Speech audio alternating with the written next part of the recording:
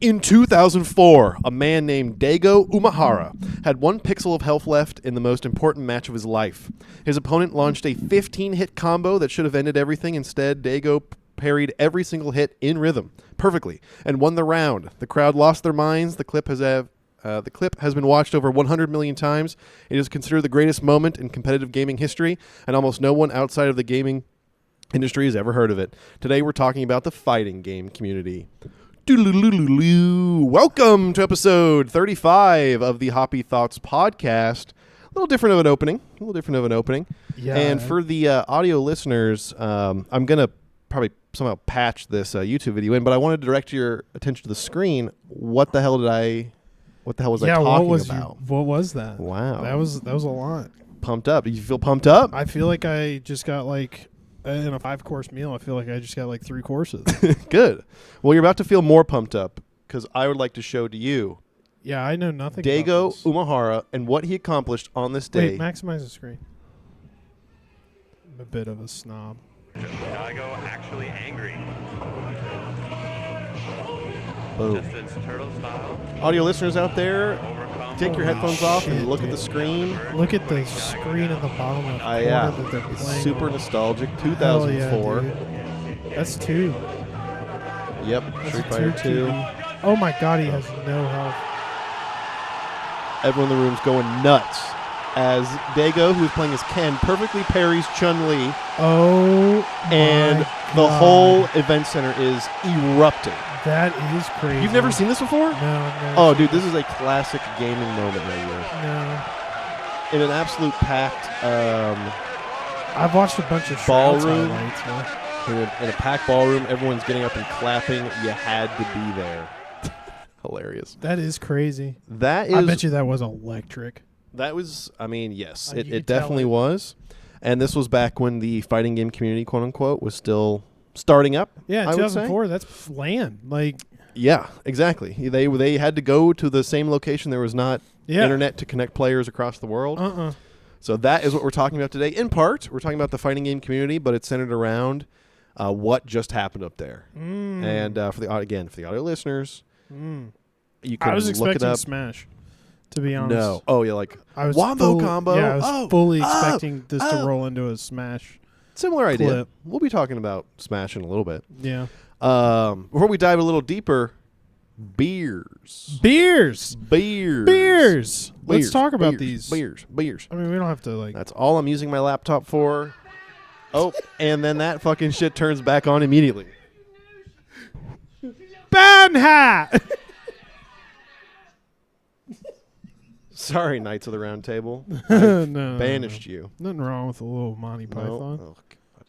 Will and I God, were. Apple Remote. Will made a Monty Python joke and then went to the bathroom, so I put it on because I own it. I own the rights and licensing I to play own it any it. time. I own it. I own the rights and the license. I love owning a good movie. Say what you will. Speaking of saying what you will, we're going to talk about Lynchpin Hazy IPA from Mild Wide Beer. I don't think I've been to their brewery. I have no. I haven't. I'm trying Gun to in my head, I remember. would not I think know I where have. it is. No, I do think I have. I don't know. No, what was that? I don't know. I don't think I have. Someone's probably going to tell me. If I had $1 for that every I time you have. brought up something and went, I don't know. I don't have know. a million Dude, I really don't know. dollars. I don't know. I don't even know where that is. It's in town? It's in town. Oh, no. Yeah, clue. it's in town. Well, I'll be the judge.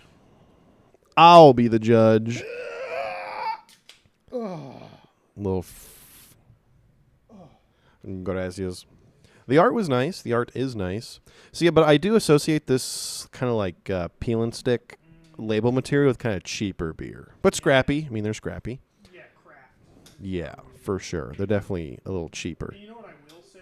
I appreciate the fact that because they're doing craft, that it's not like rolled. I'm going to have to go yell at the dogs.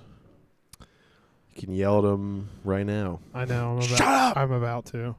The last episode we did, Megan texted me during it, was like, I can't get the dogs to stop. And the only way to get them to stop is to open the door and let the dogs come in to like scope it out and then go back. Yeah. I don't know why they do I mean, this. you can't hear them. I know you can hear them. Yeah, but she can't But- get him to sleep if they're down here making a fool. So She doesn't come down here and get the switch out and like. I don't know why not. Pop. I mean, that's what we have one in the corner for. That's right. Discipline. Dude, I hate when our dogs bark. Yeah, They get pretty riled up at the mailman or something. Dude, I'll can't go. stop them. I'll go right up behind them as they're barking and just grab their scruff and be like, "Stop barking!" Yeah, no, I'll get They'll usually right be up so on them, shocked. and then they'll get scared. They're like, "Oh shit!" Like I didn't mean it because Max freaks Dad's out. in town. Yeah, Max freaks out, and he goes to the window upstairs, and he's tall enough to where he can see directly out the windows. Mhm. So there's nothing to stop him to like shut up. Yeah, yeah, He just refuses to. yeah. So yes, give me like 2 minutes. No worries. I will entertain. I will look up jokes and I will say them. Jokes. I just Googled jokes. Go into countryliving.com. 150 hilariously funny jokes to make kids and adults laugh. Awesome. I'm clicking through all the ads. Jump to funny dad jokes, I think. How do you make holy water? You boil the hell out of it. That's actually kind of funny. I couldn't figure out why the baseball kept getting larger. Then it hit me. Also kind of funny. What do you call a boomerang that won't come back? A stick. Not that funny. I give that one a 0 out of 10, honestly. All right, you guys done? What did the full glass say to the empty glass? You look drunk. Also kind of funny. Why should you never throw Grandpa's false teeth at a car? You might dent your car. Denture. Car. Denture. You see, when you go to the dentist, you can get dentures, which are fake teeth, that you more or less glue, or they can be permanently installed in your mouth. That's the funny part about that one. Dent your car. Hilarious. Last one. Did you hear about the fragile myth? No, it doesn't. That's not even funny at all. Why did the egg hide? It was a little chicken. Hilarious. That was pretty bad. Hilarious. That one was pretty bad. So was the baseball one. Couldn't figure out why the baseball's getting bigger. Then it hit me. it hit me. Then it hit me. Funny. All right, let me go back to my topics here. You tried the beer yet? I did. It's pleasant. It's pretty good. We've Yeah. had some really fucking horrendous beers Yeah. on this podcast. I really good. anticipate it when it touches my tongue. I'm like, is this going to be good or bad? Yeah, we've had absolute What's terrible. your least terrible favorite ones. beer? I mean, it was definitely the blood orange one. Yeah. But maybe, I would maybe then like say- second place because we both agree on blood orange. Yeah. That one time you bought a beer that had like a pinup girl on it. It was like an Italian pinup girl. Yeah. That one was not good at all. Yeah, I knew that you were about to say that one. I Yeah. think because, well, I mean, I don't know. It's my least favorite. In the second or third episode, we had the Chinese beer that I brought over. I don't remember why we The champagne one, I drinking- thought was pretty good. was. No, that was from Ukraine. I think one of them was from Ukraine. I think the first one ever was from Ukraine. God, we gotta stop putting ourselves like on the memory chopping block because we're getting chopped. we just saw it at Fresh Market, Tsingtao. Tsingtao. And that was pretty good. I like that one. And then you brought up the idea that in Oh, a we future sh- episode we can review cigarettes. I do think that'd be sick if we did like a cigarette episode. I've never smoked a cigarette in my entire life. It'd be my first cigarette ever. And then I would have 12 in one day. I might throw up. I might have a bad time. I might see the demons. We should have a cigarette episode for sure. 1, 2. You should have a cigarette. You gotta try at least once. I mean, I feel like I should try at least one time, sure, before I die. Just like how I should try ketamine or heroin at least one time before I die. But I've heard a lot of good things about Chinese cigarettes. I've heard that a lot of Chinese people smoke. Like, almost Yeah. everyone does. Maybe not Yeah. the women necessarily, but the men all smoke. Turkish cigarettes are pretty good too. Do you think they grow the tobacco in that country, or they import it from America? I mean, that's where tobacco was founded. Ooh, I don't know. Yeah, Native Americans were smoking it and Yeah. things. And then we, killed a lot of them and Yeah. hustled them away, and Yeah. then we took their tobacco groves. Yes. Yeah, classic. And corn. Maize, yeah. Maize. What was maize? Did you see what corn looked like 200 years ago, 300 years ago? Yeah, it's like short, stubby, and like multicolored. Yeah. It's kind of crazy looking. Yeah. We did a lot to improve corn. We genetically altered it a lot Oh, yeah.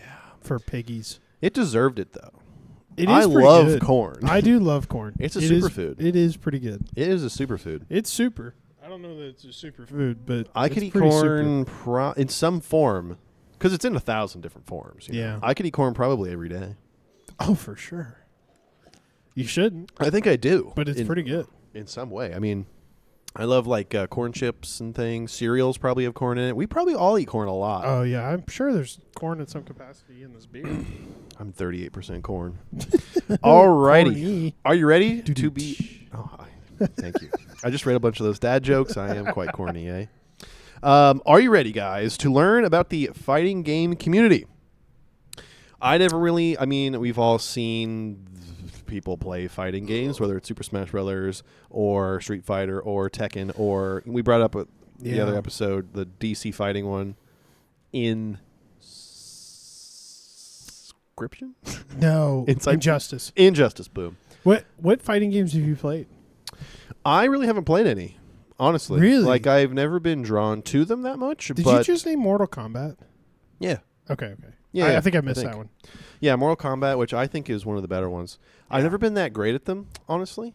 But God, no, I'm terrible at them. I do find the community interesting. Yeah. I think. It's a gameplay loop that I understand. I'm just so bad at it that I don't enjoy it. Yeah. I played some when I would go to my grandma's house. My adopted uncle, who's like 3 years older than me, he would play them from time to time. And, of course, he would hand us the controller whenever he was getting frustrated. And, man, when you're playing someone online and they're crushing you, it's so personal. Because just one-on-one like that, it is so personal. Oh, yeah, and they fuck on you. And usually you get kind of a vendetta against them, a grudge, and you just keep replaying them over and over and over again. Until you beat them, you're like, oh, I'm going to throw this controller through a TV. Exactly. No, I have I will tell you, I think that fighting games like that I think it's such a niche group of people who continue to play it. Mm-hmm. And they're so good that new people playing fighting games is really hard. It is such a newcomer, unfriendly genre. It's been around forever. The people who have been playing it for 20 years. Yeah. And the biggest jump in skill changed from when your friends were the one that you played against to you now play against people online consistently and often. Yeah. That it became this I think that's kind of gaming in general as well, but specifically fighting games. Yeah. They're just insane. They understand they have it figured out in their brain, look in the combos and it's just a world that I don't truly understand the combos and I'm not very good at it. Yeah. The last fighting game I played was Mortal Kombat 10. Mm-hmm. And I got fucked on in that game. Yeah. And I was like, I'm never playing one again. They're really hard. And what I feel like separates a good player versus a bad player, or really a higher upper tier player, is they can just see into the future. They're just so good at anticipating what the other person would do. I remember my friend's older brother, Colin, he was really, really good at Super Smash Brothers. Yes. And he would constantly, I thought I was about average at it, but he would easily 3v1 us. We would all be on the same team, so we can't team kill each other, and just be going against him, and he would win 70% of the time. That's crazy. We would only win from cheese strategies or using items or something like that. He was so good because the moment that it was crazy, the anticipation that he could muster. The moment that you went to strike, he would just dodge out of the way, grab you, slam you to the ground. And then someone else would come behind him. He would just shield, turn around, hit you. It was defeating crazy. To be the little brother's friend to just get absolutely pissed on. Mauled. He was really good at video games. I remember he was really good at Halo 3. Oh, yeah. He would destroy. He was great at a lot of games, honestly. I miss that. I miss that world of I play video games with my friends. Yeah, local. Only against my friends. Yeah. I didn't play against people online. My first online game was 2011. Yeah, it's way later. 2011. I remember the the PS2 had ancient connect, an online type of thing, even before the Xbox 360 had it. And it just like never fucking worked. It wasn't 2011. That's a complete lie. It was 3 years, so 2008. Okay. 2008. Was it an Xbox? My 360? first. Yeah, it was usually the best. My very first. I've talked about this actually. I didn't say that it was my very first online game, but my very first online game was Warhawk. And Warhawk. And it was like a Battlefield capture the flag, domination style, huge map. Yeah. Jets, trucks, tanks. They had in that game. This is in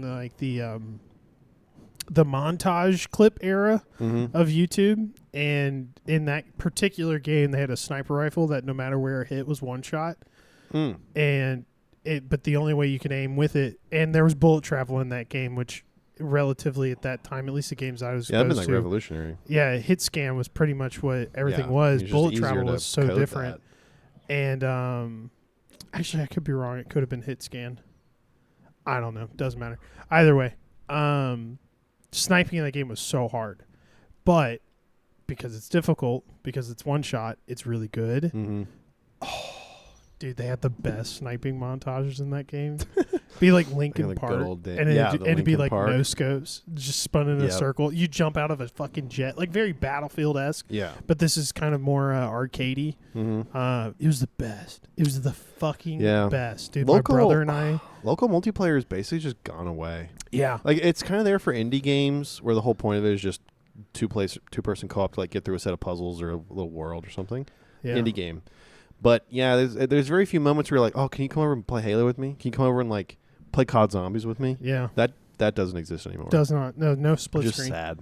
My brother and I used to play split screen on Warhawk, and then we would just like practice sniping each other. This is what made me think of this was I used to absolutely shit on my brother with the sniping. Yeah, and then he got into Minecraft, and I was like, loser. Darn, I'm never going there. Dude, no, I'm never playing Minecraft with you. Minecraft sucks. Well, the story of the fighting game community, which I will try to refer to from now on as FGC. Maybe I'll get that wrong. I'm sure I will. It more or less wasn't founded. It was forged quarter by quarter in the arcades in the early 1990s.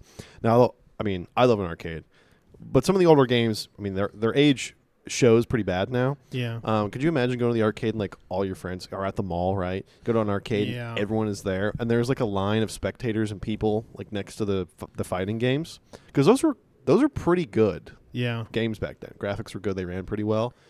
So it started from there. The hazy back of the arcade fighting game players who just sit there and beat anyone who'd come around. Yeah. And a little bit about this is like you would like to get in the front of the line. Like, let's say you want to play the best player. Like, the best player stays playing. Yeah. And the losers switch out. The losers obviously form like a queue, right? If you're fifth in line, right, you got to wait. People would like bet or trade quarters. Like, oh, can I give you like $1 to like get higher up in the line? It was this whole, again, kind of small ecosystem. Yeah. To play the fighting games. The catalyst, however, was the game that you just saw, Street Fighter II, which came out in 1991. Before Street Fighter II, fighting games existed, but were novelties. Street Fighter II was a revolution.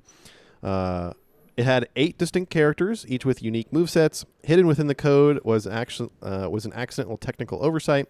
Players could chain attacks together after a successful hit. This was the first game that had dedicated combos. The combo was born completely by accident, and it changed everything. Suddenly there was depth, mastery, skill ceilings, and something to practice. Arcades became the gym. You showed up with quarters, you watched better players, you lost, you learned, you came back. The FGC's entire identity, raw, unfiltered, skill-respected, trash talk heavy, comes directly from the arcade floor. There was no developer infrastructure, no official competitive leagues, no prize money to speak of. It was just people who wanted to show up and say, who's the best? Fast forward a little bit to 1996, which was the birth of Evo, which, if you remember from the video, was like the first kind of graphic. The birth of Evo. In 1996, a small group of Street Fighter obsessives in Sunnyvale, California, organized a tournament called Battle by the Bay, the direct ancestor of what will become Evo, Evolution Championship Series.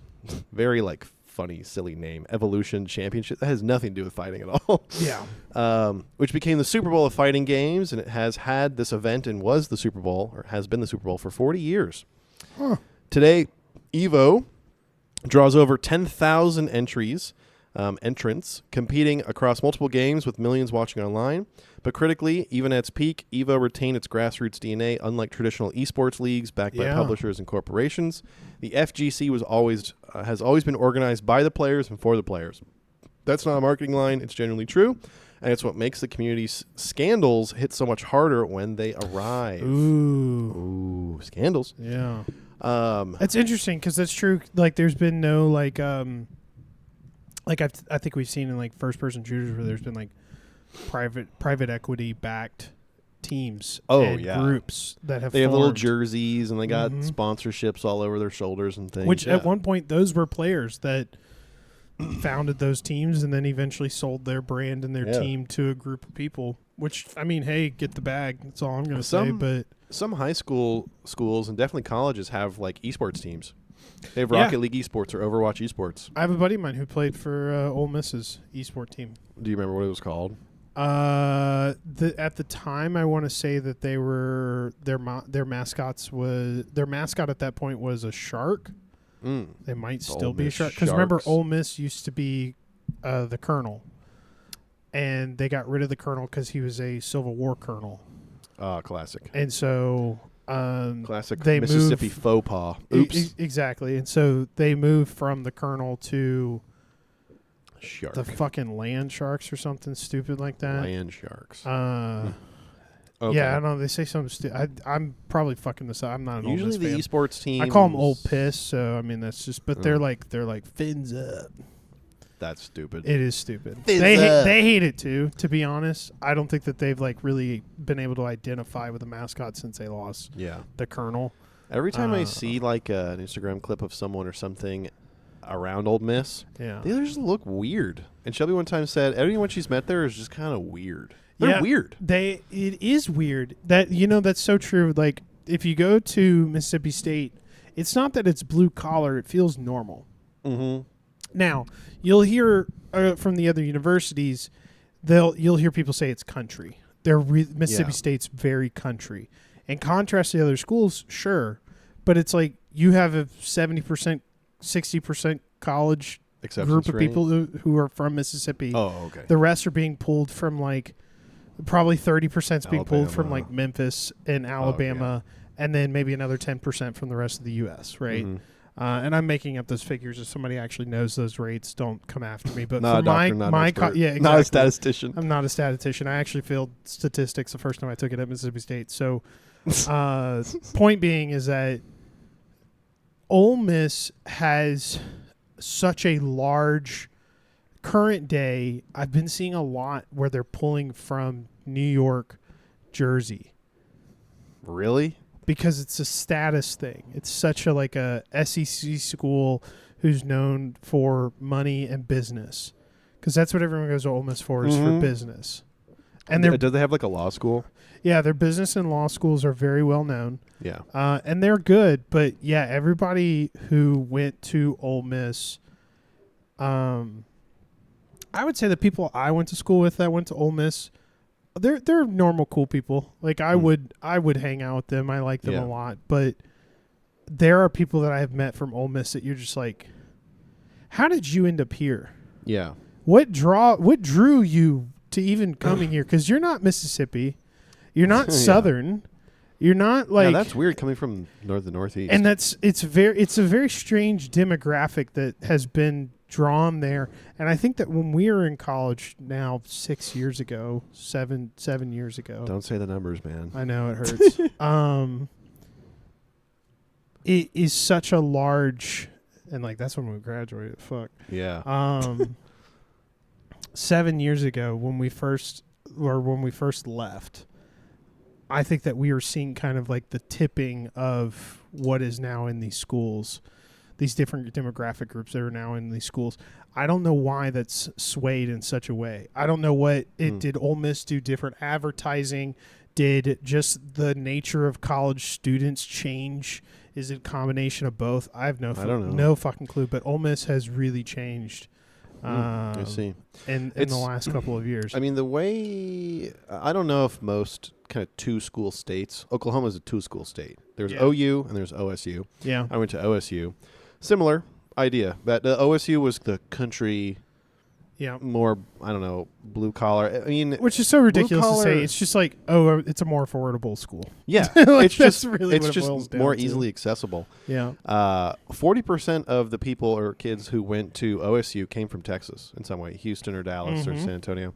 40% came from Texas. But OSU had a really strong engineering department, math, computer science department. But OU was the rich kid Oklahoma school, and it was typically business and law. That's so funny that's that shared. That's the exact same relationship between Mississippi State and Ole Miss. Mississippi State is known for engineering and agriculture, and Ole Miss is known for law and business. Yeah, it's pretty much the same template. Yeah, and I never toured OU, but I went to A&M.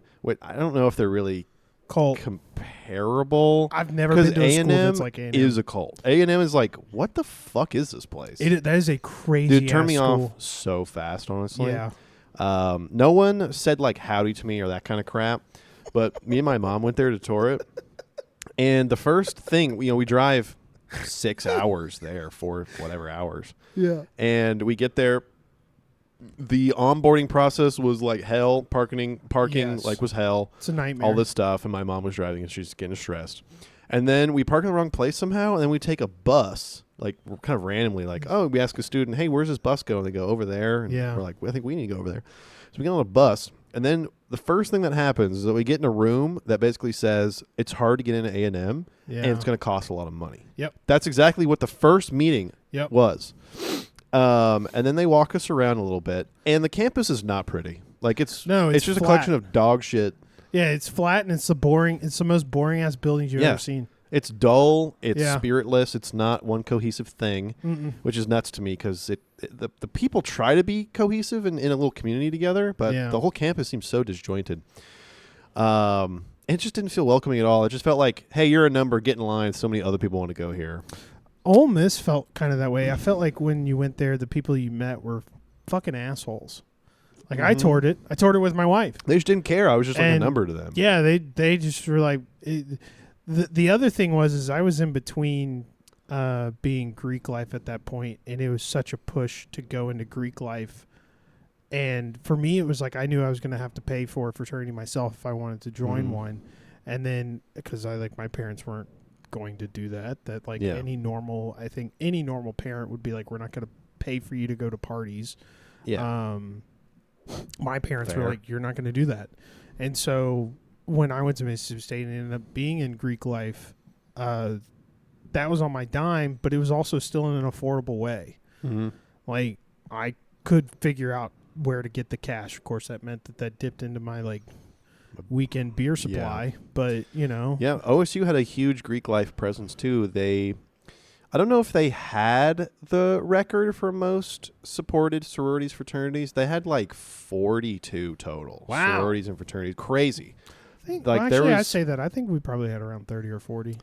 Yeah, I mean, a lot of them had houses and things, whatever. But yeah, Greek life was huge. Same at Mississippi State. I imagine. Yeah, Greek life was massive. Which even at Mississippi State, it wasn't that huge. But we at the time did not have an esports team, at least that I knew of. We actually developed one, OSU, and I went to. I could be totally wrong. We were walking home from the union or something. I don't know. Yeah. From dinner or something, and saw that the esports team was playing. They were playing Nebraska's team, and I think it was Overwatch or something. Yeah. And dude, we're sitting in there, and it's so cute because it's all guys usually. Yeah. Maybe there's a girl every once in a while on a team, but it's mostly guys. Especially in 2014.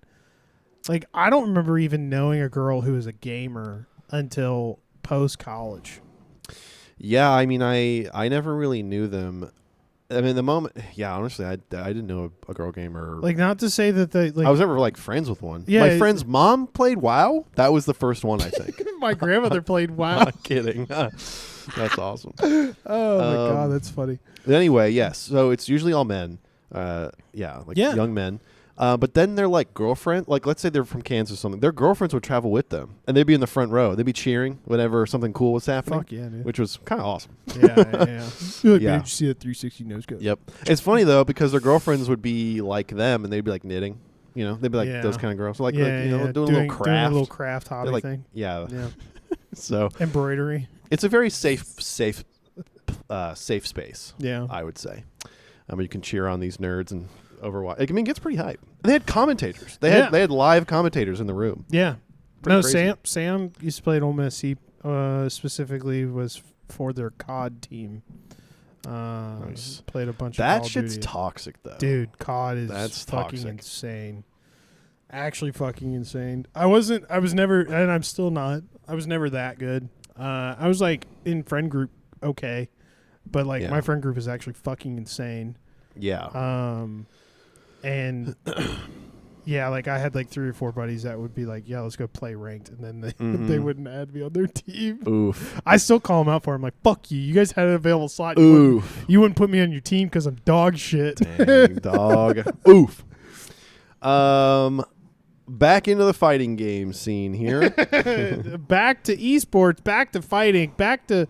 That's right. Yeah. I wanted to give some background on Daigo Umehara, who was the main character of the video and my hook into this episode. Yeah. Who is that? He's nicknamed in the community The Beast. The Beast. If the fighting game community had a Muhammad Ali, it's Daigo, a Japanese player who started competing professionally in 1995 at the age of 16. He holds a Guinness World Record for the most tournament wins and earnings in fighting games. He's won 6 EVO championships, a career spanning 3 decades. Players retire, but Daigo has not retired, and he just keeps winning. Fuck yeah. So, I mean, since 1995, it's been 20 years. He's just good. It's been 30 years. Champion. He's now 46. He's still competing. Dude, he's the LeBron of fucking fighting games. Yeah, he's. If you see him in a tournament, like he's a player. Like he's a fucking on you. celebrity. Get the fuck out of here, child. Exactly. Go get a job. What makes him so mythological isn't just the wins; it's how he wins. Daigo plays with a philosophical calm that reads almost spiritual. That's what other people say. He's written books on competitive mindset, and he's spoken about the relationship between fighting games and Zen Buddhism. In a community often defined by trash talk and ego, Daigo is the quiet, precise, and devastating player. So imagine, like, I don't know, you're getting crushed or it's a close game. He's just sitting there, no emotion. He's completely, like, in his own little Zen Buddhist meditative state. This is like, and he's destroying you. This is like, it's kind of anime-like. McGregor and Khabib. I might be fucking up Khabib. It may not be Khabib. I don't know. There's a guy who told. No, what is that from? I don't know. It doesn't matter. But there's I have this like clip, this interview in my head of like a fighter who's like looking at. No, wait. This is just a skit from Key and Peele. This is just. Have you ever seen the Key and Peele skit where they're like fighting, and one dude. Is it Key or is it Peele? I don't fucking know. One of them's like I'm gonna beat your ass, and the other dude's like, I'm gonna take you by your hands, and we're gonna go into deep waters, and we're gonna learn each other. We're gonna explore each other's spiritual presences. Oh my god, that would intimidate me. And then it cuts back to the other guy, and he's like, I'm gonna right hook you, and then it goes back to him. He's like, your parents are gonna weep, they're gonna cry, and I will tell them that you were a fighter, but you just don't have it in you like I do. Like, and he's like, it cuts back to him. He's like, does that guy know we're like, this is just a fight, right? And then it goes back to, he's like, your family's gonna weep. They're gonna weep so much at your funeral. Like, oh man, yeah, that would be funny. He's like, I'm gonna kill you. Kind of. So that's what this guy. That is exactly. He's like, we're gonna have a spiritual moment. He's like, I'm gonna take you into deep waters. I think that's exactly how it would work. Yeah. I think if you sat down next to him, you like shook his hand type of thing. I don't even think he would extend a hand. No. I think he'd just be like looking at the screen, and be like, ready to start. Yeah. Pick your character. Yeah. Pick your that character type of right thing. now. His competitor in the video Justin Wong, the American champion. The counterpart to Daigo, a kid from New York who grew up in the arcade scene in Chinatown in Manhattan. One of the legendary venues of the early FGC, in fact. Wong became the dominant American player of his generation, winning 9 EVO championships across multiple games. Where Diego is philosophical, Wong is adaptive, famous for switching strategies mid-set and playing mind games. Oh, shit, he's fucking doing this. Yeah, you can't see me. John And Cena's Diego's just sitting there, stone-faced, looking at the screen. He's like, you can't see seen, me. I've seen the inside of your soul. I've seen it. I've tasted it. The relationship in the fighting game community's greatest rivalry, East versus West, 2 different schools of fighting game philosophy, 2 players who pushed each other to levels neither might have reached alone. Coming into an analysis of this video here, again, I'm so surprised you haven't seen it because I've seen that probably 30 times I've never being seen on the video. internet. One of the best moments again. I'm going to see it 40 listeners. more times now on Instagram. So Again, all your listeners, it's a fight between Daigo and Justin Wong. Daigo is able and that's to Street Fighter, right? That they were Street Fighter playing? 2. Yes, Street Fighter 2. Daigo does what the world probably saw for the first time, which was parry an entire 12 or 15 hit combo. It was a lot. No one has ever seen or done that before. Yeah. I don't know if you noticed, but Daigo's character had 1 pixel of health. Like he had 0 health, basically. Yeah. He parried everything in a very successful kind of anti-combo strategy, and then unleashed his own combo and won. And the whole fucking room erupted. Whole room erupted. I don't know how much you've played fighting games in the sense that in the parry, when someone tells me block versus parry, parry means that they blocked at a perfect time. Exactly. Yes. And so he blocked consecutively. Yep. 12 to 15 different hits, Times different in a row, attacks. yeah. And from the video that we saw, this is kind of me aiding the audio listeners. Is this was not just like a straightforward 12 to 15 different punches. This was in a fighting game 3 different kind of elevations where you have a low kick, a shoulder height punch and kick, and then you almost always have like an upper kick and then a jump. So maybe even 4. And each one of those was blocked at some point. So, meaning that this guy, Daigo knew the combination as it was being sent out, knew exactly where everything was going to be, and was able to parry it. Yep, exactly. Perfectly, which is just insane. That's nuts. Elden Ring Melina. And and you will see here, I think I'm about to go over it, the impressive nature of what it takes to parry in this game, which again is kind of a parrying was a part of the game. It was an official mechanic, but to parry, it takes the highest amount of skill to just parry one move. So that's crazy. The idea of parrying, again, you block at the perfect time, but that perfect time has a different definition. So let's go back to the video here. August 1st, 2004, California State Polytechnic University. It's a semifinal of a Street Fighter 3 Third Strike game. Daigo playing as Ken versus Justin Wong playing as Chun-Li, which, if you remember, you saw her feet a couple of episodes ago. That was Chun-Li's feet. Callback. They have never played each other before at this moment, though they've known each other for years by reputation. The match reaches its first round of the final game. Daigo is nearly dead, 1 pixel of health remaining. In Third Strike, a single hit ends the round. Justin builds his super art meter, which is like his super auto combo, and launches Chun-Li's Hayakuzen. That's the name of her combo move. Hayakuzen. Fuck yes. Which I would love to shout right before I unleash the attack. I'd get up and Hayakuzen. I think you should do that in a grocery store right as you're walking up to the cash register. Hayakuzen. She's like, what'd you say? And you're like, oh, I have flour. And then I unleash a 15-point combo on her face. Exactly. Beat you up. Chun-Li's Hayakuzen, and we're going to retroactively correct ourselves, is a 15-hit super combo that was widely believed at the time to be unparryable in the American scene. Oh, Again, my This is before the internet. God. So things weren't really disseminated very well, right? Yeah. Things happening across the world didn't make it to America. Justin himself says he's grown up hearing that the move couldn't be parried.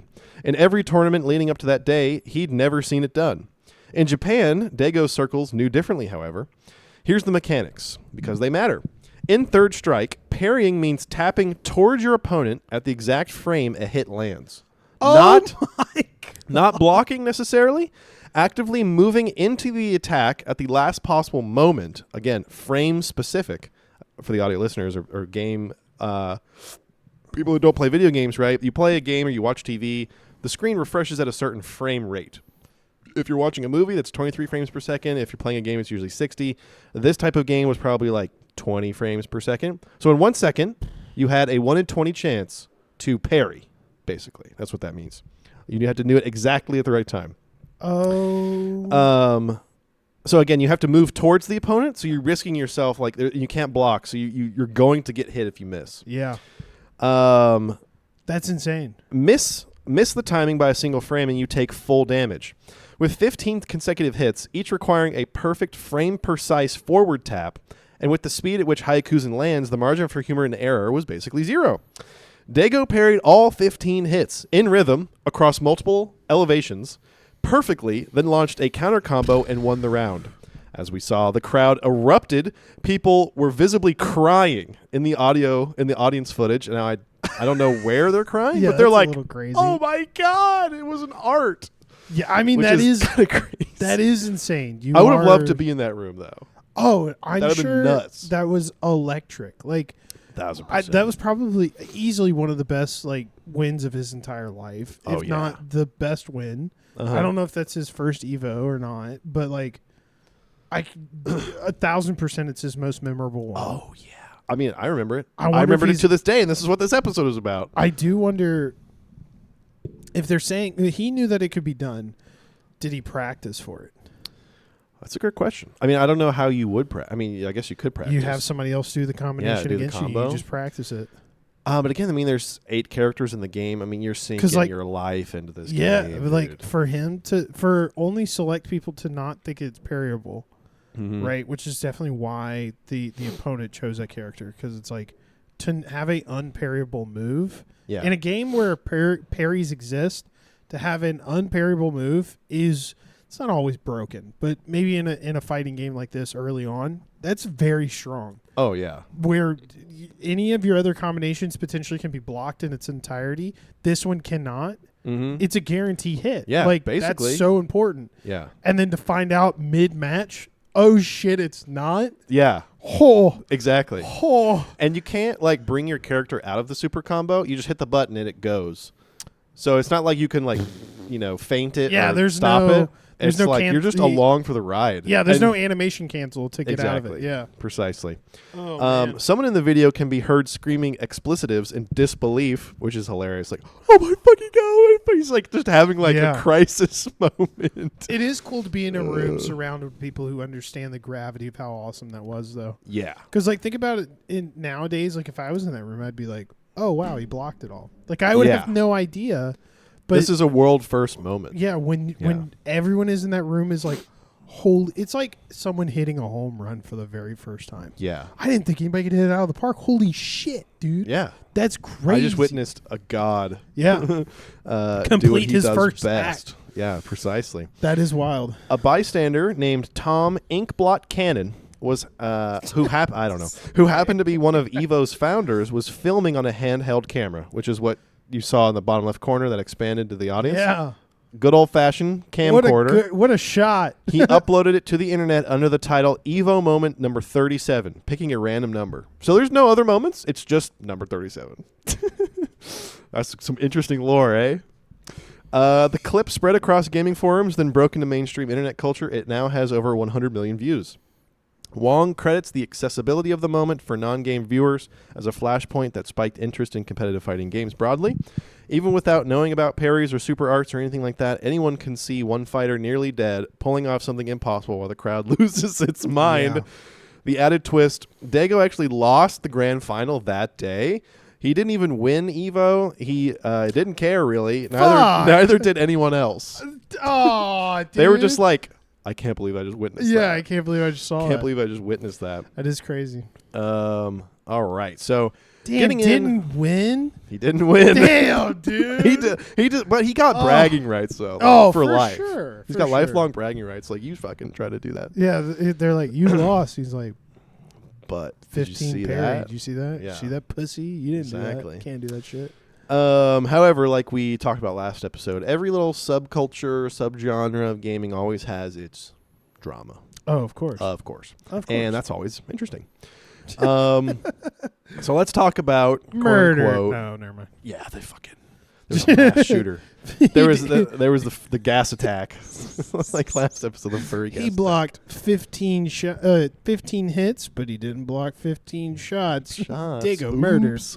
Daigo murder 2024. This is the fighting games community darkest hour, and it needs to be told carefully. In February of 2012, Capcom, maker of Street Fighter, produced a sponsored reality show called Cross Assault, streamed live on the internet. I know, I've never heard of this before. This, 2012, they produced and sponsored a reality TV show called Cross Assault. It was live streamed to the internet. Two teams competed: Team Street Fighter versus Team Tekken. Which is another fighting game. The show was meant to be the fighting game community's mainstream moment, a chance to show the world what competitive fighting could look like. On day 2, however, Team Tekken's coach, Eris Boghtanians, that's his name, Eris, I'll just call him Eris, Boghtanians, turned the team's webcam on the only female player on the roster, Miranda Superyan Pakodzi, and focused it on her body for extended periods of time. Over the following days, he interrogated her on camera about her clothing, made repeated sexual comments, and invaded her personal space while she was playing. This was all broadcasted live to viewers. Dude, imagine like you're watching, I don't know, CS:GO. You know, they're live streaming all the time. Imagine your boss and they're like, you doing that in Exactly. like a presentation. Like, fuck off. You're doing a presentation. He takes his phone out and he zooms in on you. And he's like, your boobs. "Where did you get your blouse at? That looks terrible, ridiculous." And then he zooms back out and he zooms on your feet and he's like, "Kitten heels? What is this? I know. No, That is go get on unacceptable. some actual heels on." Like, dude, if Megan came home and told me her boss did that, I'd that's sue. I'd that's hire a a lawyer. litigation. Yeah, that's I'd a hire a litigation. lawyer. Yeah, I mean, imagine again, you're like, oh wow, this cool Street Fighter thing is happening, or like this must have been a high production because Capcom is sponsoring it. Yeah, this is a whole thing. They probably have a house. It's a reality the TV show. audacity this man had. What the fuck? It's a reality TV show. It's nuts to me that he, as a coach, had the power And to this like is point the camera 2012. around. Yeah, 2012. Coney 2012. I was literally thinking the same fucking thing. I didn't want to say it, but I was thinking Cody the exact same 2012. thing. Yeah, so this is Coney unacceptable. 2012, bro. On day 5 of this reality show, a Twitch community manager, asked Eris on stream if the harassment could stop. His response, which became the quote that defined the FGC's crisis, was this: "You can't. You can't because they're one and the same. This is a community that's 15 to 20-year-olds, and the sexual harassment is part of the culture. And if you remove that from the fighting game community, it's not the fighting game community." What? Okay, you're a piece of shit. Yeah. If you define any trait of any community as sexual harassment is just a part of what you sign up for, You shouldn't be in that community. You're a piece of shit. You're a piece of shit. Yeah. that just to me I mean, it probably happens, behind there's sexual harassment all the time. I'm not here to belittle that. But like, bro, blatantly saying that, you're a piece of shit. Yes. And you're part of the goddamn problem, dog. if not the entirety of it. Yeah. Because you know that there were other people there that weren't like, no, I wouldn't do that. Yeah. We're just making pixels jam up on Yes, on the game here. What are we doing? I know. That is a ridiculous statement. That is a ridiculous statement. Straight to jail. Inexcusable. Straight to jail. Pakodzi, which is the woman he was kind of sexually taunting, had been attempting to laugh it off for days. When she heard that statement, that this was being defended as definitional to the community she loved, she forfeited her match and left. Good The for national her. media picked it up immediately. The New York Times covered it, CNN. The story became "The gaming community defends sexual harassment as its culture." Dude, put this guy on blast. Dude, they 1,000% were like, you guys want to make a lot of people mad? Let's lean right into this. Yeah, it's Let's like just make a generalization about an entire group of people instead idiot. of... Because, like, they honestly, they should have, like... I mean, you know why they did it. Clickbait. Like, that's literally all it boils down to is how do I get people to read this shit? But, like... Damn, bro. They were just like, the entire gaming community, like, this happens all the they time. all believe this in is the SA. community. If you sign up, you're signing on the dotted line. I guess in this term, but yeah, it's nuts to say like if you're in the fighting game community, you're signing up to be sexually harassed, and you yourself knew that was going to happen, or harass someone. You're like, yes, off. now that I play Street Fighter, I have to sexually harass people. Mm-hmm. That's a feature in the game. Like that's you've seen Chun-Li and her legs. It's a DLC. It's a sexual game. Yeah, whatever, dude. You're a fucking idiot. Yes. No, get the fuck out of here. Here's the nuance that gets lost, however. The fighting game community's backlash from within the community was massive. Picozzi, again, the girl who was being sexually taunted, in a statement afterward was clear, the only people who could make me feel a part of the FGC again was the FGC. All the support made me realize that only one person has wronged me, not the entire community. Yep. She said Aris didn't represent the community and announced she wasn't leaving. Hooray! Okay. The scandal, however, forced a genuine reckoning that the fighting game community could no longer ignore. EVO and other major tournaments implemented formal codes of conduct. Women in the community who had always been there competing but often invisible stepped forward publicly. It's kind of like a Me Too movement, I guess. Yeah. The conversation about who the FGC was for became unavoidable. Good for them. Aris issued a semi-apology saying he used extreme examples in the heat of the moment. Oh, my You're a fucking dummy. God. You're an idiot. He continued to participate in the community to varying degrees. The structural changes to how tournaments operated were real. Harassment policies, reporting systems, formal rules, which, to be honest, should have been there before. Why was he kind of just ruined it for him. removed? I don't know. It's a great debate. Like, Why was it like the community? Yeah, why was it like a, hey, don't do it again? Like, no, that's just not fucking allowed. It's a great question. Fucking alienate his ass. Right now. I mean, I'm sure he was kind of softly shunned, but, I mean, if Capcom or whoever was still letting him buy a ticket, I mean, they're kind of softly allowing it to continue on in smaller circles. Yeah. If this was the furries, I mean, what was it, Uncle Kage? From last they would episode? expose his IP address, fucking uploaded everything on his computer, and reported it at the FBI. Like, that's in an afternoon. Like, that's we're not talking about a 3-month timeline. Like, yeah, this Ari's guy is a fucking real piece of work. Definitely get out of my gaming community, brother. However, I mean, I would say that there are many gaming communities, whether it's just a single game or something. Yeah, there is, I would say, a lot of looking down on female gamers. Oh, for sure. They are getting objectified every day. For sure. We all remember those early COD lobbies. Oh, yeah. We all remember those early COD lobbies of a girl just saying anything. You know, oh, there's a guy to your right. A whole lobby goes, girl? What? Girl? What? Oh, my God. You're a girl? How tall are you? I won't lie. Those, all this stuff. Those are funny, though. You're part of the problem. You got to laugh at them when it's like, it's not even like... It's not even like anything happens. It'll just be a call out. It'll just be a call out. Yeah. And it'll be like, on the left side. And you'll, I'm thinking of one in particular. This guy who's like, there's a girl on this team. He's just going He crazy. freaks out and she's like, yeah. And he's like, holy shit. Anytime there was a girl in any of my lobbies, the moment that I heard her voice, I actually got kind of scared. I got kind of bashful. I was like, there is a girl here. Oh my God, she's penetrated our. Okay, I will say, I remember in middle school, if you heard a girl on the mic, I always assumed it was someone's mom. Really? Yeah, I just assumed it was someone's mom. Because you never heard like anyone your age, like no, not really. You know, it's always like they sound like older women, and so I'm like, oh, it's someone's mom on the mic. A lot of the girl gamers who I played around. Wait, that sounds weird. Would play the game that I would play at the same time as me. Yes. You get what I'm saying. They would like kind of distort their voice. They weren't very attractive. But funny enough, whenever I would hear just a random girl who I didn't know in a lobby, I always thought she was like a supermodel. in my mind, I'm like, you're the hottest girl ever to live. Wow, you play video games and you're a female. You have to be a smoke show. Yeah, which is just not true. This was my 12-year-old Will, by the way. This is not modern Will. Yeah. Illogical thought process there.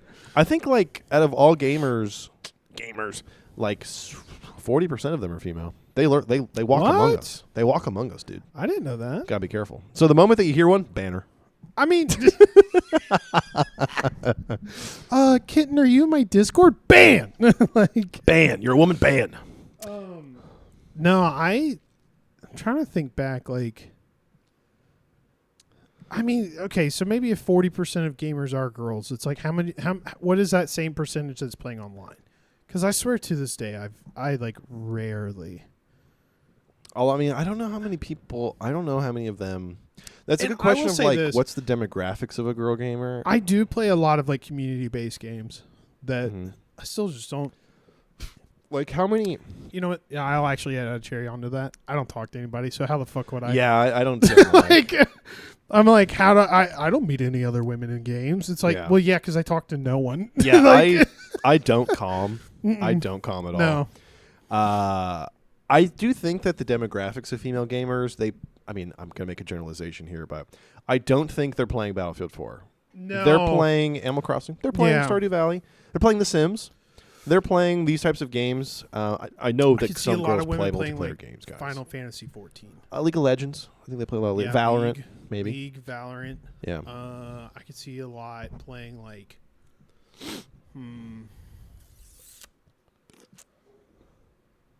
puzzle games and stuff. Yeah, I'm trying to think of like indie games.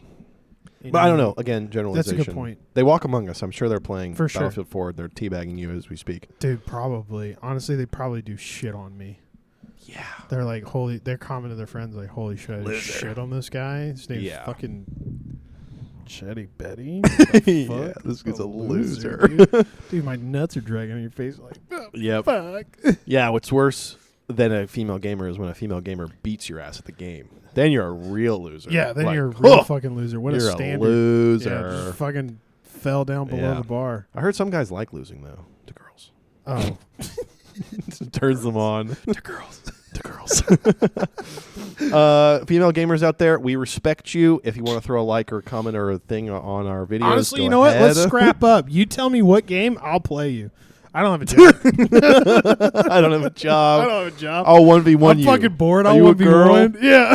Even if you're a guy wanting to become a girl, Chet will take you on one-on-one. I don't give a fuck. Catch these hands, son. Catch these hands. These hands are gender neutral. Bring it on, bitch. Like, I don't give a shit. These hands do not discriminate. Lately, I've been playing Diablo. We can PvP. I'm ass. Okay.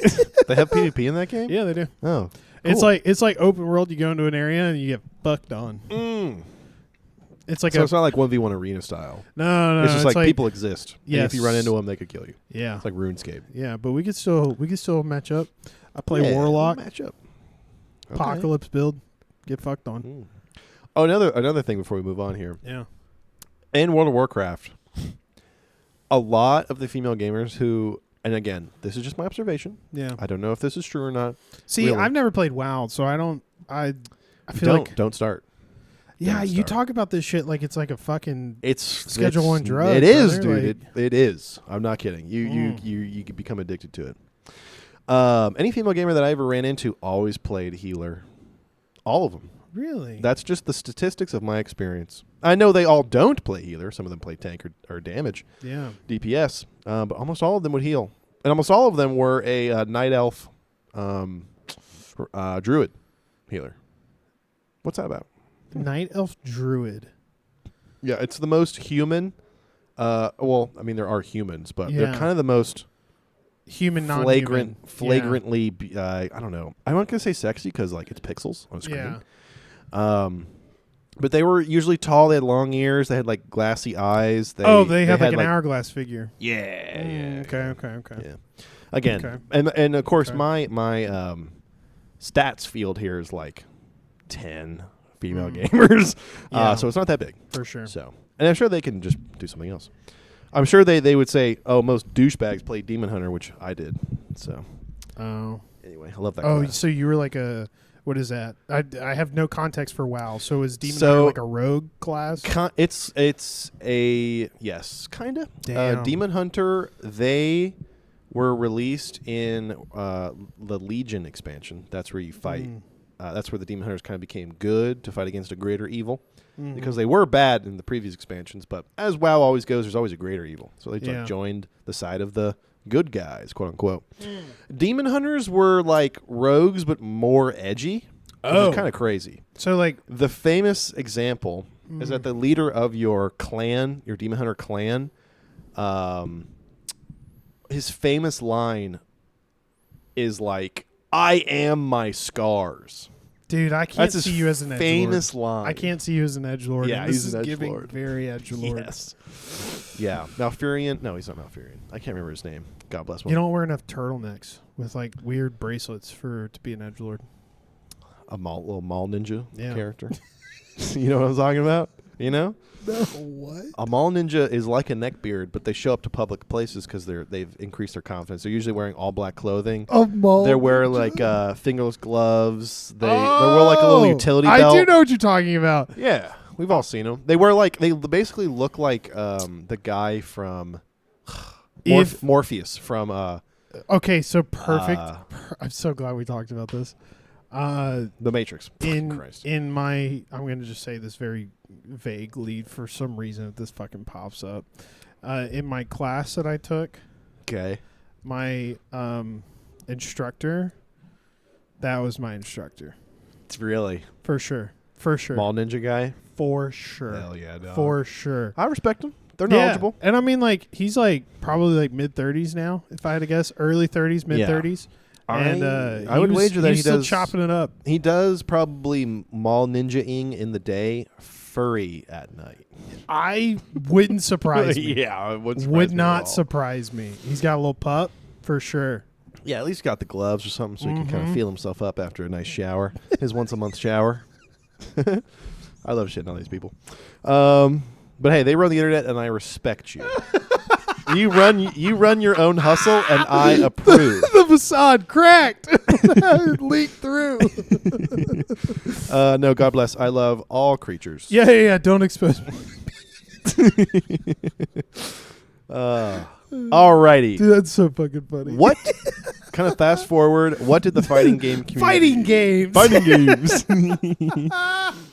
These are the people that want to play a fighting game in real life, with their shurikens and Yeah, that's their true. plastic. That's true. Fucking whip batons. out my katana. Exactly. Fast forward. What has the fighting game community become? What the fighting game community has become? AI wrote some of this. Yeah. That should be. I was like, pretty wait a apparent. minute. Became is Became. future I tense. became. became. Here's the thing about the fighting game community's My redemption brain arc. It didn't come from a PR campaign or a corporate mandate. It came from the players themselves. Slowly and imperfectly, loving the community enough to demand it to be better. EVO, which started out with 40 players in 1996, now runs as a massive international event with over 10,000 competitors. In 2021, this is super interesting. In 2021, Pokimane, I think we all know about her. Yeah. Female gamer, shout out. One of the Oh most, my god! No, I'm just kidding. Really? One of the most followed streamers on Twitch became a co-owner of EVO. After attending her first event, she tweeted, "FGC is one of the most wholesome and welcoming communities I've ever come across in all my years of gaming." Wow. Wait, what year is this? You just said it. 2021, Okay, right after so, COVID. So relatively recent. Yeah. I would say that's right at the beginning of COVID. COVID happened like... thought it was like it started 21, 23. May. Well, I mean, kind of the aftershocks were in 2021, but shit started to close down and shit started to hit the fan like May, Was COVID June 2020? of 2020. Yeah. Oh. Yeah. COVID 2020. You get it. I don't know. I gotta Yeah, remember dog. that so that I can tell JP how hard it was. I forget. You don't understand. We were wiping down our I groceries. wasn't allowed to go play golf. It was funny. I was at OSU during that time, Yeah. and OSU was like a Texas, and Texas was like, "We don't care. Go live your life. Yeah. Just kind of use your common sense, maybe." Yeah. But Texas had the most deaths, I think. yes. Yeah. So Oklahoma was like, we want to be like you, Texas, but we're also Yeah. kind of not as stupid as you. Yeah. So I remember, Hesitant on it, we yeah. all remember the masks. We all remember the 6 feet. We all remember going in. What's crazy enough, I thought this was the dumbest shit ever. Now, of course, people need to have jobs and things, but when I go into a restaurant, I have to have a mask or they'll turn me away. Yeah. I remember that. Yeah. They'd be like, "You got to get out of here." Gotta have a mask. But then you'd eat. Get to the table, without you can take your mask off. on? Yeah. What are we doing? This is silly. This is silly. You know what I thought was really silly? Just let me in there without a mask, guys. There was Come no on. like true what is a required employee. What is a an essential? That was the term, yes. They kept Essential. expanding the definition. I was labeled as an essential employee. What were you doing at the time? Working at Starbucks? Private investigations. Oh, weird. Well, wait, why? I know. That's what I said. Weird. I got labeled as essential, and I was only ever in my car because this is the point when they were like, even if you're in your car and the police pull you over, Yeah. are you considered essential? And so I had to say, like, yes, I'm an essential employee. like a little what document? the fuck does that even mean? What does that mean? I sat in my car all fucking day. Oh, I think, yeah. Well, there was a whole thing about essential workers, like, you were allowed to, like, go around town and go to your actual job. Yes. Because everyone was supposed to stay home. Yes, and not everybody's supposed to spread stay the home, virus. but during the period of, like, essential employees, which is supposed to be, like, healthcare workers. Yeah. And, Yeah. like... Food service, kind of, because we need to eat. Yeah. I can't remember. There is, I remember the list. But TSA. I got designated as an essential employee. Mm-hmm. And I was like, this fucking sucks. Because Yeah. I went from doing, like, online investigations to having to get back in my car. And I was like, this Yeah. fucking blows ass, dude. Yeah. Let me look at old people on Facebook. Because that's the other thing is I was investigating people at the time who were not leaving their house. Yeah, you're just waiting outside of it. I'm just waiting outside for nothing. That you know? is really silly. really stupid. That is really silly. Anyhow, a little peek into my private I remember, life. dude, the No job. longer a PI. Don't come after me if I investigated you. Yeah, female gamers. He's not looking after Because you anymore. there is a few hundred of them that I definitely fucking cracked down on. So sorry, but Sorry if you lost your yeah, Your disability. livelihood. Sorry. I'm so sorry. Stop taking fishing trips. I don't know what to tell That's you. right, Like, true. it was pretty obvious. Man, I remember my company that I was working for, they still had us travel nationally. We'd get on the plane and we'd have to go do our job. Yeah. This was right before. No, I can't remember. This was kind of at the end of COVID. I say the Okay. end. I mean, no one really knew where the end was. Yeah. They were like, no, get out there and go travel. So that I would go to the airport and do that whole thing. I remember the whole process. You had to have a mask on. You had to have a mask on for 4 hours, 5 Yes. hours straight. From the time you got in your Uber, Yeah. right, to the time where you got on the plane, you went through security, you're still on the plane, you're getting on the Uber, mask the whole time. Ugh. Yeah, dude. And you'd get to the end of your day and your ears would fucking kill you. Yeah, I know. Dude, the backs of my ears were fucking It's terrible. raw. Dude, I remember, okay, this is actually kind of a funny story. When we were building the lab here, Mark and I, this was kind of after COVID. I mean, it was about a year after COVID, but there were still some aftershocks from it, I would say. Yeah. And this is quite an aftershock. Especially in Louisville. Louisville's pretty blue. So it's like, there's definitely Yeah. some like folks who... This was an artifact of Yeah. COVID. So about a year after COVID kind of officially or informally ended, like the Delta strain kind of came and went. Yeah. Which, in my opinion, was kind of the end. People are kind of getting sick of it. Mark, my previous boss, we fly into Louisville and we get in an Uber. We should call one up. And it's like a Kia Soul or something. It's kind of a smaller SUV kind fucking of car. nightmare for your knees. Yeah, kind of.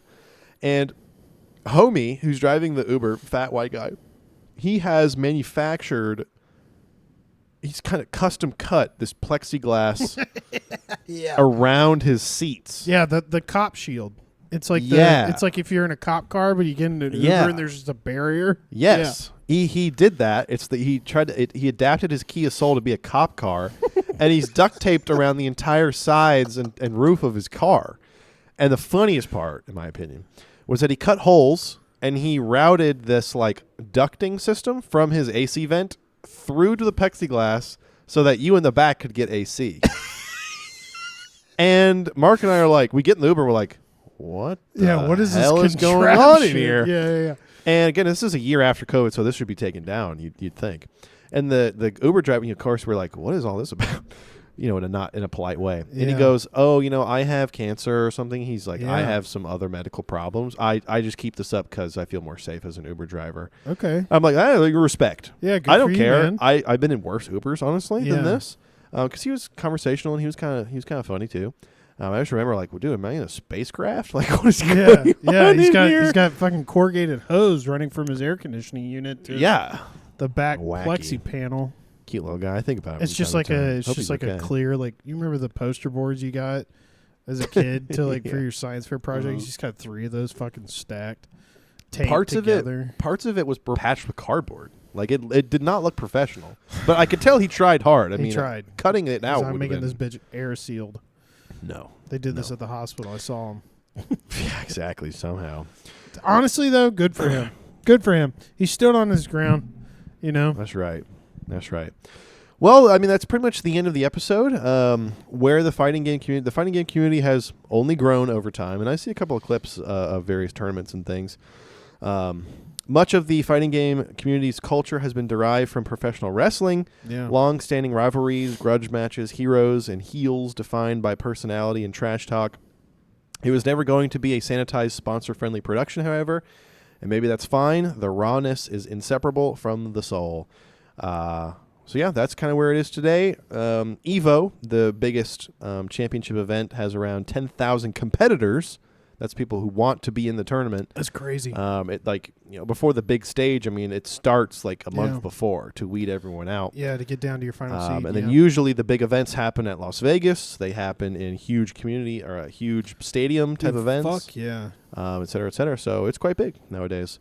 But it had some misogyny nested in there like most gaming things do. That should surprise no one.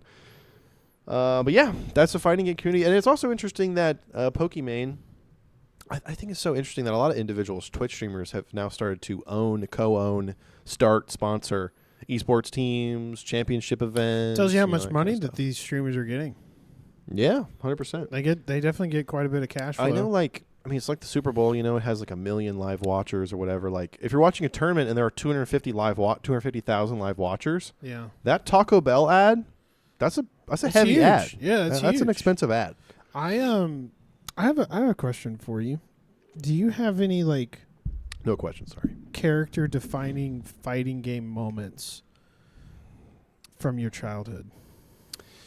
I mean, I out of all the fighting games, I remember Super Smash Brothers the most. Yeah. It's going over to our friend's house and playing either Super Smash Brothers Brawl.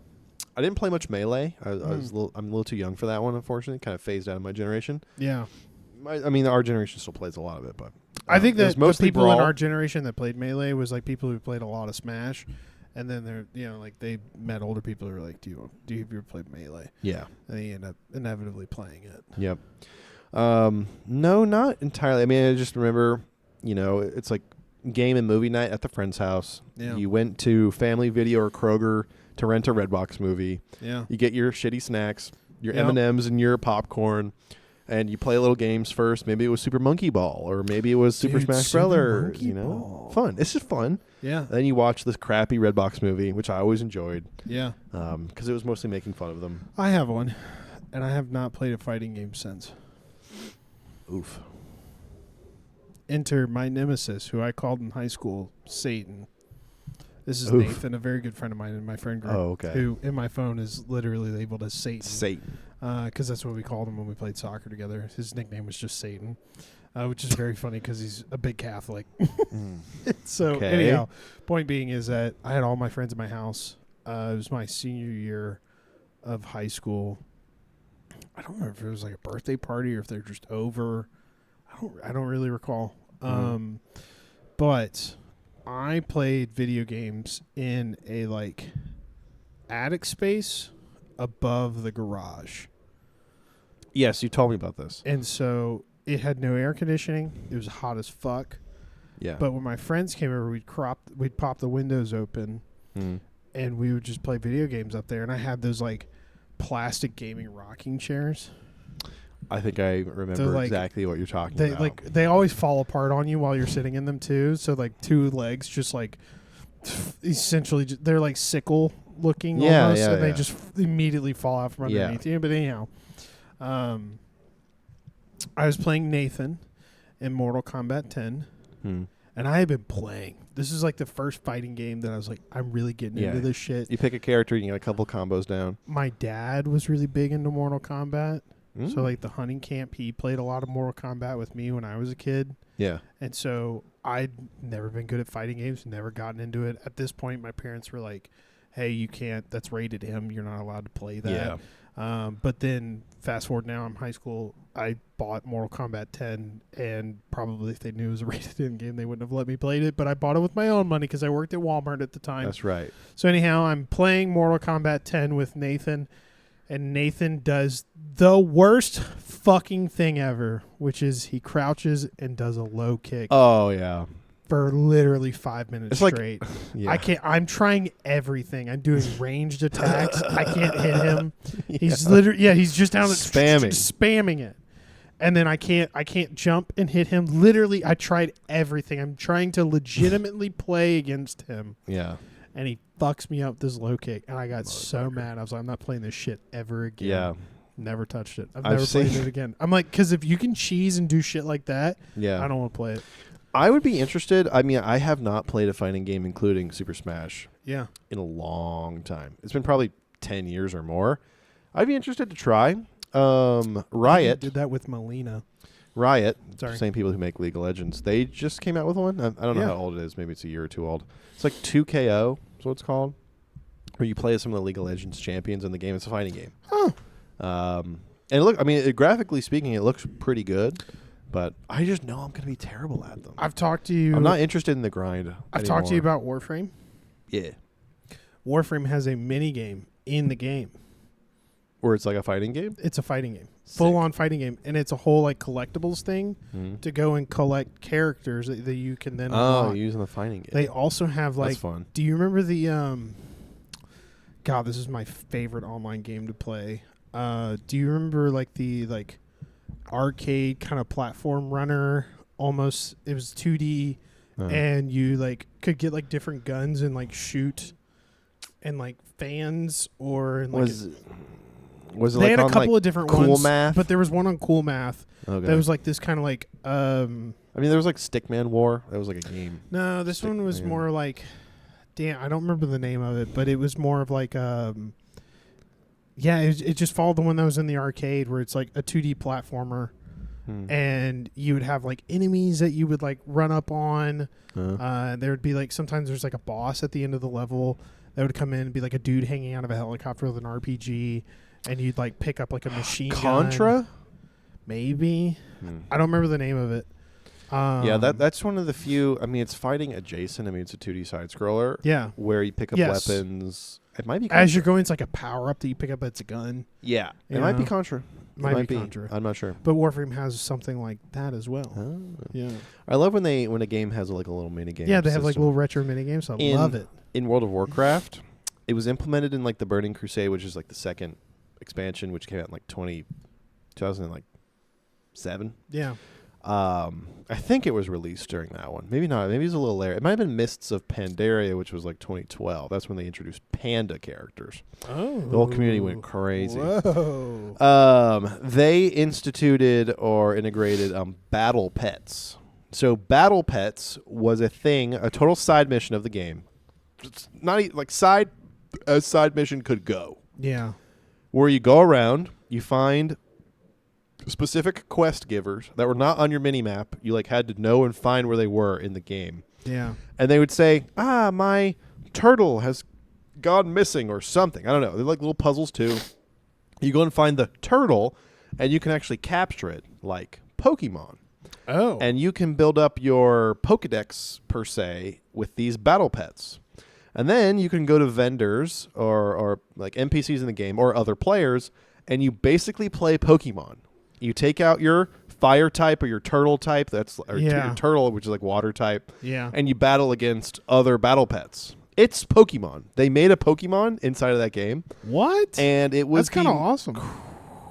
It was cringy, dude. Really? What sucked is that the people who were interested in that part of the game, again, this is like such a dark corner of the game. Yeah. The people who are like, I got to go collect my battle pets. Can we do this boss till I get the battle pet? Oh, no. You know, these people were furries. I mean, these people Yeah. were Yeah. not cool. They were into collectibles. I knew a guy. His name was Jacob. God bless him. Yeah. God bless him. I hope he's okay. I met him during COVID playing the game. His parents, he worked at his parents' yogurt shop, Fuck like yeah. a Yogurtville or Yeah. weigh my yogurt. Yeah. He worked at a yogurt shop that his parents owned. God bless me. Damn, that was one of those places that after you fill up your cut and you go over to the scale and it's like $14. You're like, yeah. fuck, Rip-off. this is not that much. Like, Yes, exactly. Well, he was fascinated with battle pets. That was his whole thing. And I remember, like, there were some rare battle pets. Again, when you add a collectible to anything, it's like, wow, so sought after. He one time waited 14 hours in one spot of the game looking at the spawn point of this battle pet because it only spawned once a day. And if someone happened to run by him, maybe on accident or on purpose, waiting for it, and captured it, it wouldn't spawn again until the next day. So he waited for 14 hours, waiting for it to spawn. And it spawned. And he captured it. Yay. And he let us all know.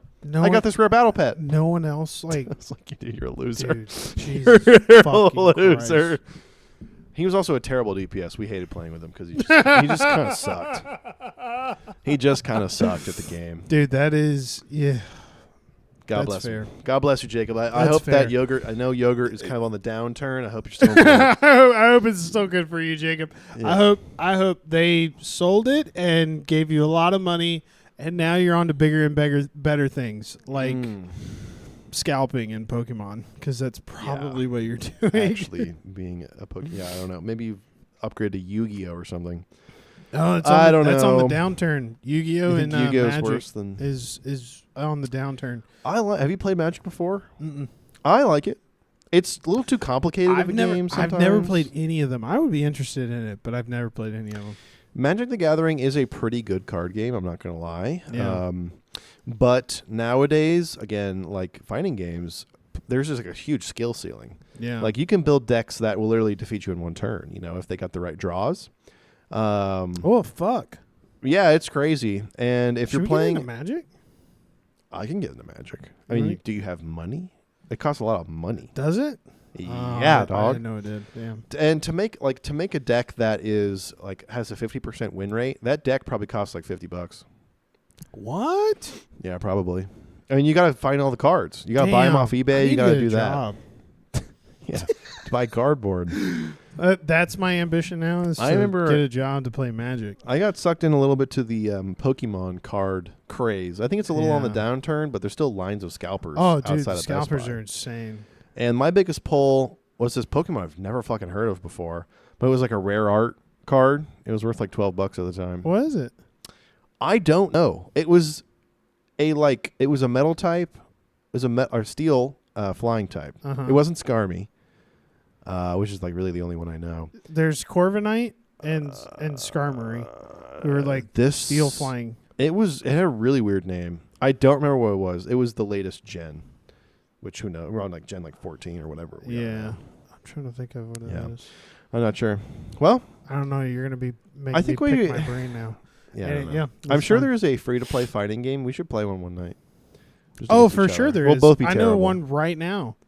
Which one is it? Like it's like Fighting Instinct, or it's like Instinct, something like that. Oh, really? Yeah. Okay. Is Yeah, it like they're- Smash or like No, Street no, Fighter? no, like Mortal Kombat. Oh, More okay. like Street Fighter. Yeah, We should play. for sure. We're sitting about an hour 30. Anything else to bring up or talk about? No, I don't think so. I Okay. think we can jump. Now I got to Okay. get home. I got the 8-hour drive tomorrow. Yeah, you got Yeah. a long day tomorrow. I got to use my imagination. I got to be someone else. Yeah. I got to put on the makeup, put on the mask. Yeah. Yeah. Put up the facade. Anyway, guys, thanks for listening. This is episode 35 of the Hoppy Thoughts Podcast. God bless you. If you're a woman out there, I respect you. If you're a furry, I respect you. If you're a furry, I respect you. If you're but if you're a bad guy, I don't like you. Yeah. Don't like don't like sexual harassment, and don't like bad guys. No, don't like it. Don't like don't 'em. like Don't- it at all. You know what I just thought of? You seen that guy who's like, gotta wake up, eat the spaghetti. Oh, he's on eat the spaghetti with the meatballs. yeah. And when you get done, gotta go outside. You gotta get in the sand. Get in the sand. Don't. Nope. No. She said, "Are you soft?" I'm not soft. I get in the Not sand. soft. I eat the spaghettis. Yes, So I know fucking exactly what funny. you're talking about. He's on that little character, or Yeah. whoever that is. So funny. He's like, I'm part of the Night Force or the Strike Yeah. Force or something, the Alpha Team. He's got something the like little that. fucking, what is it, this little The beret? beret. Yeah. He goes, I have the a glass. secret. With the I have a secret to never have diarrhea. And he's like, how do you have a secret to never have diarrhea? He goes, once you're done eating, jump up and down and run around a lot. Spin around. Never have diarrhea. Helps with digestion. Yeah. I'm strong. Dude, I lay in bed at 1 a.m. and I get those clips and I'm just... I love him. He's honestly a little bit of an internet sensation. I know. I would say right now. What are some other lines that he says? You know, he's like, The spaghettis one, and he's like... never. What was the? What's the SEAL team? SEAL Team 6? That's what it's called. He's like, SEAL Team 6. I trained them all. Saddam Hussein. I actually killed him. I killed Saddam Hussein. Dude, it's so fucking Right? funny. that And no one he's- even knows. If you know that I'm there, I'm a bad agent. And no I one like, knows. That I we're like there. the guy who's interviewing who's always like very serious. What are you So what he's are you like, talking about? So what are you doing? What are you talking about?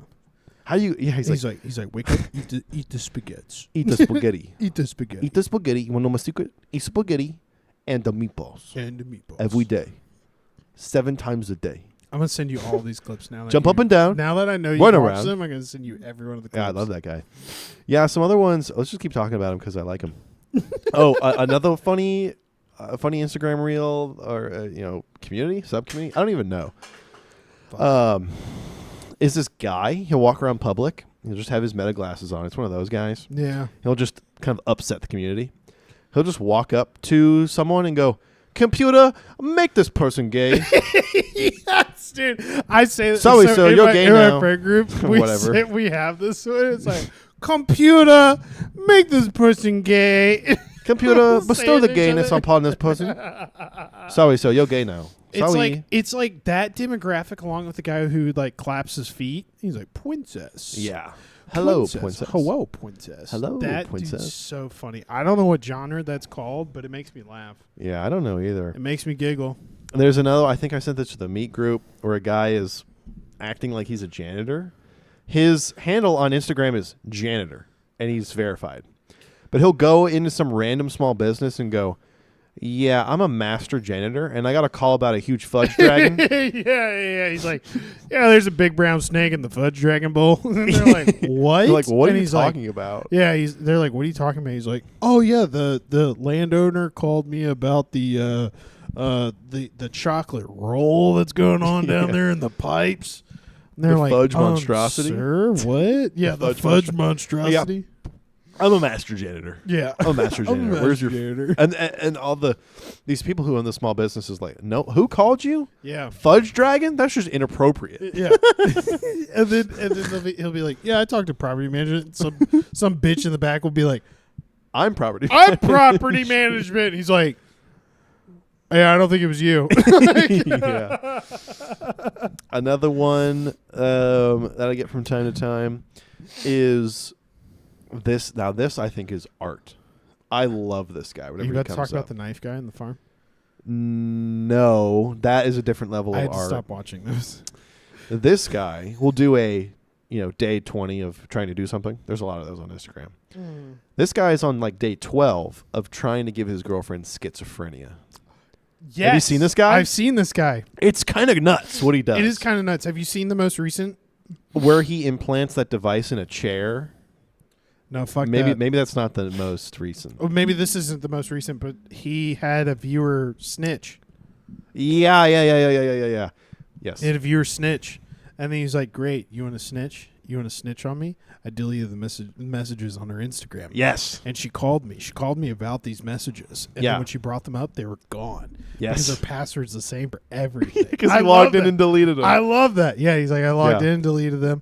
She confronted me. Messages aren't there. So you know what? Trevor, whatever the fucking guy's name is, he's like, Trevor, I've now injected code to where anytime you do something online, anytime you do anything, Yeah. it plays a message on across all my devices for her. Yes. She's gonna now. Anytime you do anything, it's your fault. Yep. Dude, exactly. That's straight up malicious activity. I love it. He has the craziest one I thought he's done was like he has implanted in his wall a small sound device, like a speaker or something. It's a small microchip speaker. And when you say planted, it's not like it was like he took a light cover off and put it in the light cover. No, he drilled a hole. He literally cut a hole in the wall. Yeah. And then puttied it. Not putty. What's the term I'm looking at? Spackled. Yeah, spackled or drywalled it back.